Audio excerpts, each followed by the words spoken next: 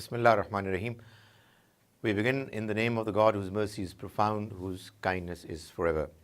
We had already started doing the translation of Ayatul Kursi, the famous verse of Surah Al-Baqarah, in the light of the little principles that we've already understood.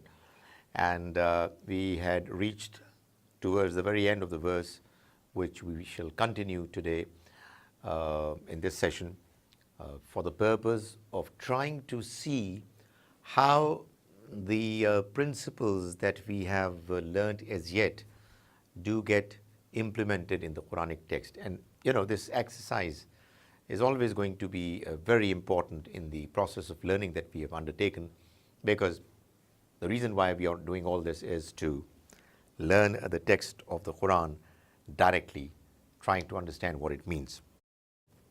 So we're trying to figure out that when there is in the Quranic verses a noun which is taking rafa, the nominative case, or nasab, the accusative case, or jar, the genitive case, why does it so happen? And because we have gone still further to understand mudaf, governing noun, and mudaf ilayh, the governed noun, we do also look at the possibility if we have some cases of mudaf ilayh as well in the text. So now I will continue with the part that was left in the last session, which was wasi'a. Wasi'a is a verb, and we have not as yet talked about verbs. Kursi. Now, the parts of the noun that precede the very last part of it, the very last alphabet, or some more, those parts are just there to, the symbols are there to show what the pronunciation is. These are the harakat, we've already seen it. Wasi'a kursiyuhu samawat.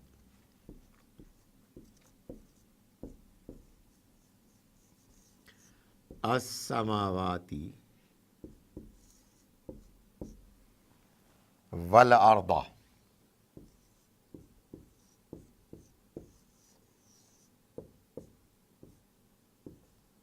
Now, wasi'a is a verb that it is spread across.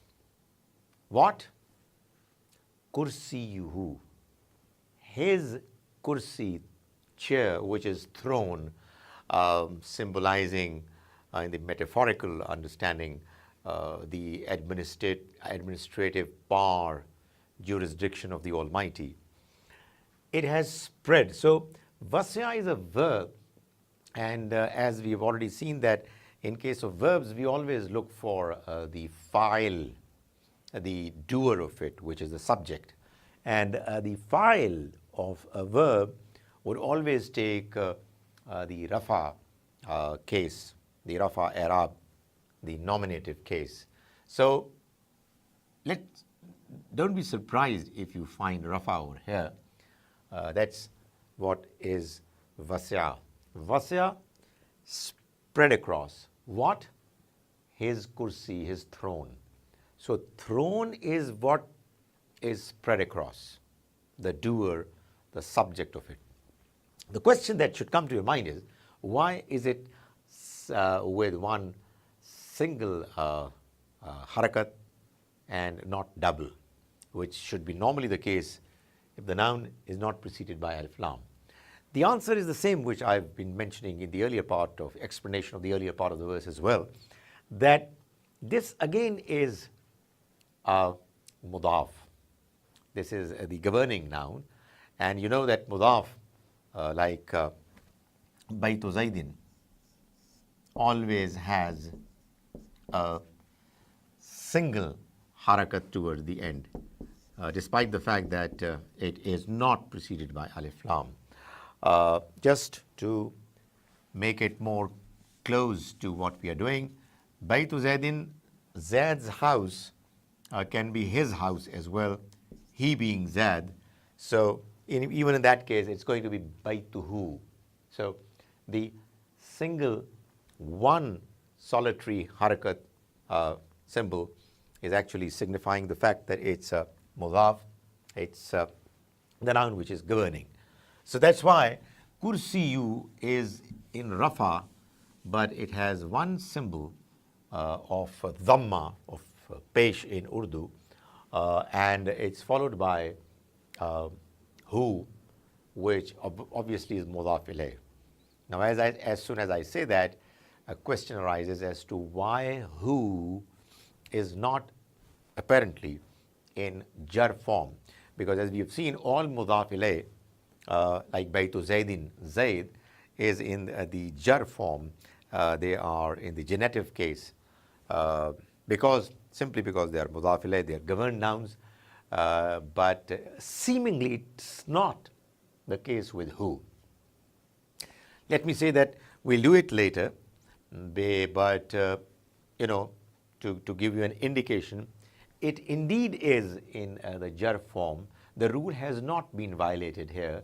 The only thing is that who is a kind of a noun. Well, it's a pronoun which sometimes you would find, well, in most cases, would not take any changes in its appearance. It stays the way it is. So this is, I'll call it an exception, but it indeed is in the jar form. Had there been a noun instead of it, like say, had it been Kursiullah, Allah's throne, Kursi, Allah would have been in the jar form with a kasra towards in the lower part of it. Okay. Wasi'a kursiyuhu. His throne has encompassed, has spread across as-samawat. Now, this symbol as-samawat is apparently a jar, but I hope you would recall that when we did the different forms that are there in the case of nasab and jar, we found that when there is a plural feminine noun in the case of nasab as well as in the case of jar, the apparent form takes a kasra, a zair in the lower part of, beneath the. So when you have a feminine noun in plural, which as-samawat is, normally when you have a noun like that with atin, muslimatin, mu'minatin and as-samawatin, it is actually a plural feminine noun. If you have a kasra, a zair, underneath the ta, it has two possibilities. It's either in the form of nasab or in the form of jar. Do not be fooled, do not be deceived by the kasra, by the zair, because it could also be nasab. Here, it's nasab that is causing the kasra to be there and not jar. Why? Because the throne of God Almighty, His throne has spread across where? As-samawat, on the heavens, wal ard, as well as the earth. So this is the object, the maf'ul bihi, which is actually the reason why it has taken the nasab form. There could be a debate as to whether it's maf'ul bihi or something else. My preference is at the moment that it's maf'ul bihi, which is what we've already studied. And for that reason, you find that al-arda has a nasab, which is, quite understandable, because as-samawat also has a nasab, even though in its appearance it is taking a kasra, which is actually also the symbol of nasab when it's plural feminine noun. So wal arda is again joined by waw and therefore it will have the same grammatical, call it Arabic form as as-samawat. وَسِعَ كُرْسِيُّ السَّمَاوَاتِ وَالْأَرْضَ وَلَا, and la doesn't know, la is for negation, وَلَا يَؤُودُهُ. This is a verb again, and at the end of it is a pronoun, and doesn't tire him and doesn't cause fatigue to him. What?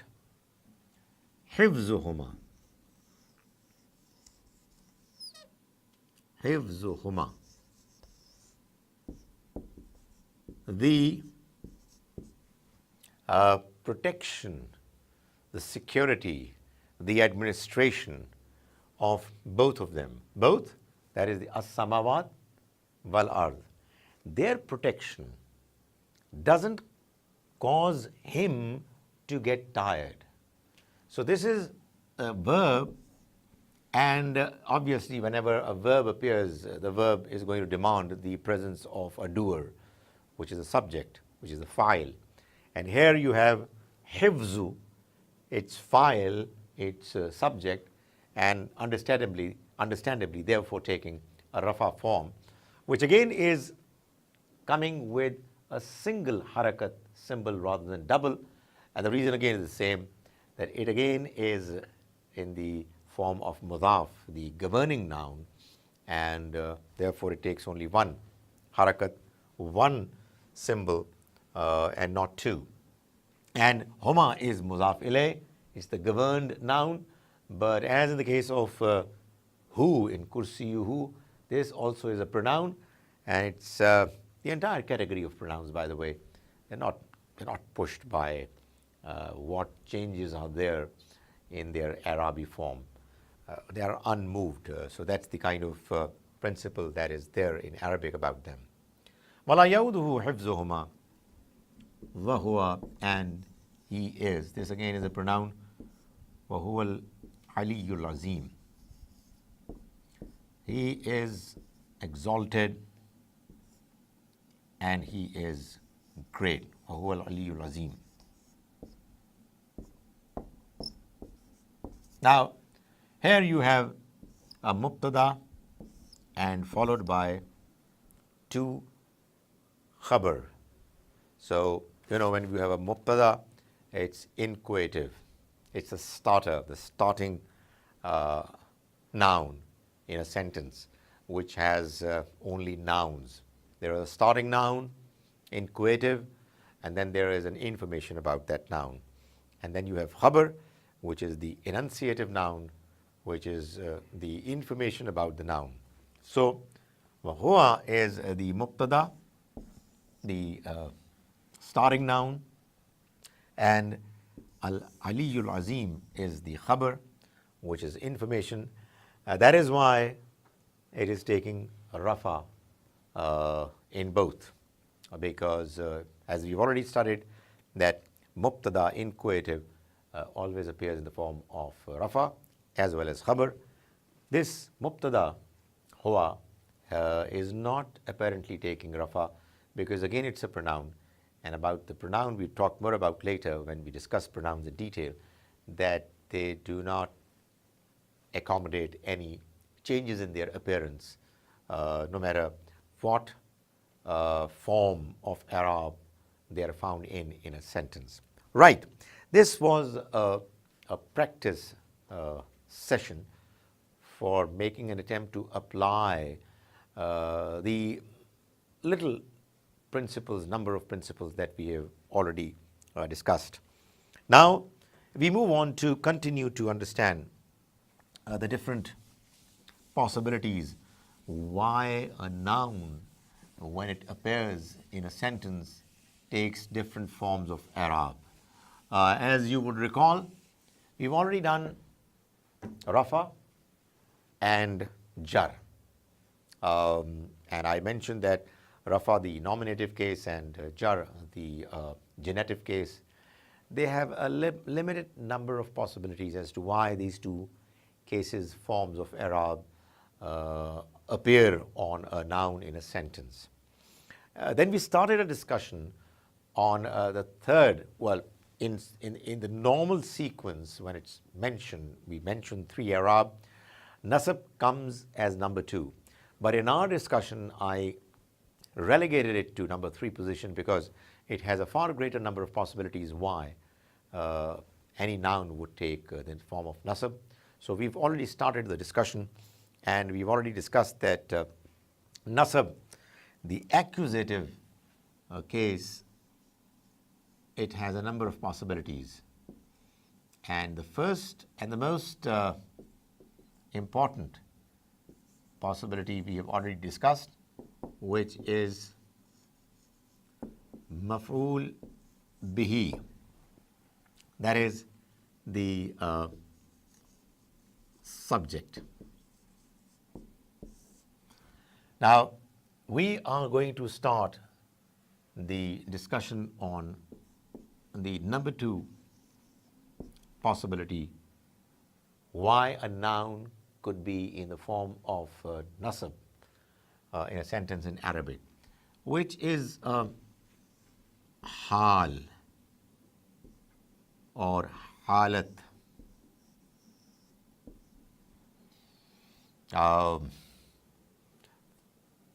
We take it for the time being as state. State. If there is a better expression in English, I'll come up with it later. But right now, let's agree that when we're talking about hal, we're talking about the state in which a certain act was either done by somebody or was happening on him. This in Arabic is done when you have to mention, for example, that, let's take the same oft repeated example, repeated so many times that some of you might get fed up with it, but it's always probably useful to have the same example so that we're not lost in the discussion of vocabulary, and we're really focusing on understanding how the different forms, the different principles get applied. As far as vocabulary is concerned, we can talk about it later, and obviously when you read the Quran, you get more and more vocabulary of it. Dharaba, beat up, Zaidun, Zaid, Khalidun, Khalid. Now, you want to mention the state in which, for example, Zaid was when he was beating up Khalid.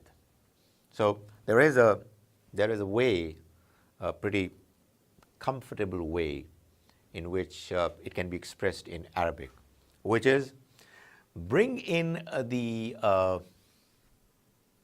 appropriate word for what you want to say. For example, I want to say that he was actually laughing while he was beating up. When you say laughing, you would say dhahika is the verb, which really means he laughed. But the one who laughs, the noun expressing this verb is dhahikun. And you will find that this is a normal pattern in Arabic, that you have a verb in many cases, not all, but in many cases. And you put the verb in the form of a noun in this mold. Add an alif in the middle, and you will have the noun, which is the doer of dhahika. Dhahika, dhahikun. Dhahikun is the one who laughs. Now, I have put a rafa at the end of dhahikun, well, for no good reason. Honestly, that's what the pattern is, that when there's no Arab and you've got to put some Arab, by default it's rafa, but it could be nasab as well as jar. So, I'm not going to the details of this discussion, but just giving you another example. Alima is a verb and the noun is alimun and so on. Right. Now, dhahikun is the one who laughs. Now, you take this noun, you put it at the end of the statement and just simply put nasab, and the trick is done. Remember that when there are two symbols of fatha for a nasab, when obviously there is no alif lam or it's not in the form of mudaf, which is the governing noun, then it would not, then it would take two harakat, two symbols, and alif is also added. Now, what it would mean is that Zaid beat up Khalid while he was laughing, in a state of laughing, while he was laughing. Now, this whole statement, which in English is actually taking quite a few words, in Arabic, only one word would suffice, and that is dhahikan. The fact that it is appeared in this sentence where there is a verb and you have put a nasab on it, the job is done. So that is what is called hal. You know, the hal, the state of the subject, and should I also say object? I'll talk about it later. When you want to express it in a sentence, you just have to do bring in the appropriate noun, and the trick is going to be done. So that's why you have a nasab. Now let me also say that if you were to question me that why do you think that this statement is actually suggesting that Zaydun, the subject, was laughing while he was beating up Khalid, and why is it that Khalid was not laughing? I mean, what is there in the sentence that gives you the confidence to claim that it was Zayd laughing? Well, my answer is nothing. Normally you would assume that the one who is beating up is the one who is going to be laughing logically, and not the other one. But it could be equally possible, as far as the manner the statement has been phrased, that it could also, this dhahikan could also be applicable for Khalidan.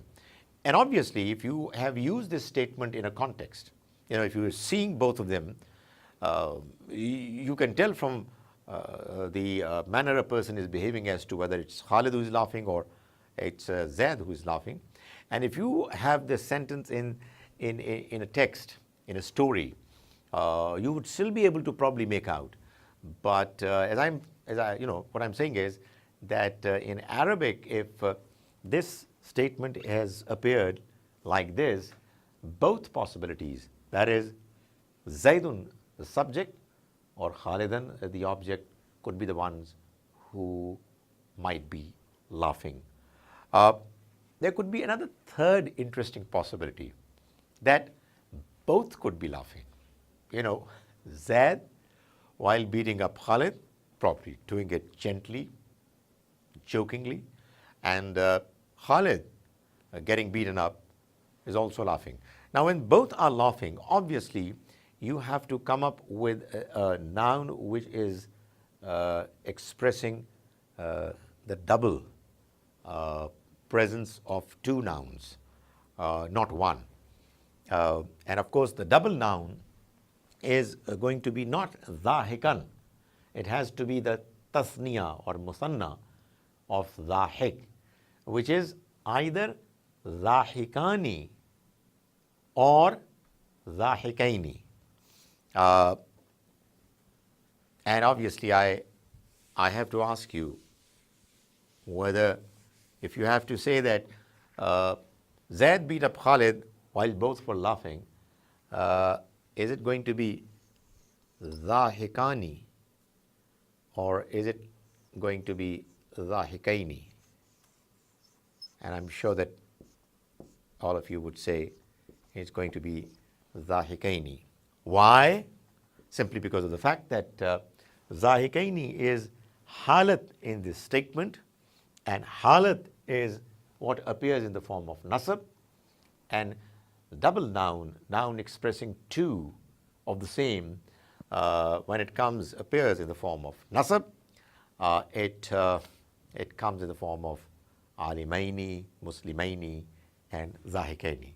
So Zaid beat up Khalid while both were laughing or in a state of laughing. Now, when we have this, started the discussion on hal, let us complete hal. There are two other possibilities, even though we are right now talking about simple noun and the manner it's taking different forms of Arab. Let me complete the discussion on halat, at least in principle. And I'm doing it because lots of the other possibilities also there in the Quran, which is halat can appear in the form of zahikan, nasab, and sometimes the same sentence, Daraba Zaidun Khalidan, and instead of zahikun, it would be, instead of zahikan, it would be Vahuwa zahikun.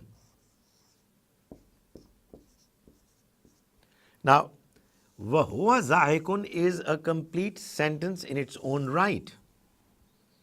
It's a mubtada and a khabar. This is in the form of rafa, and I'll tell you later why I'm saying it's in the form of rafa. It's a pronoun. The pronoun remains unmoved no matter what Arabic form it takes, but still nonetheless it is in the rafa form. Discussion later inshallah. But zahikun is khabar, and it is in the form of rafa. It's a full sentence, but this whole sentence appears in the category of halat or hal, state, in which this verb was done in the sentence where it appears towards the end. So what we gather is that on the one hand, Vahuwa zahikun is a full sentence, a brief sentence. On the other hand, this sentence is also expressing the understanding that Zaid beat up Khalid while he was laughing. Or obviously you might say Zaid beat up Khalid while he, which is Khalid, was laughing. And we'll continue this discussion in the next session as well. May the Almighty enable us to understand the language of His book, to be able to understand His book properly.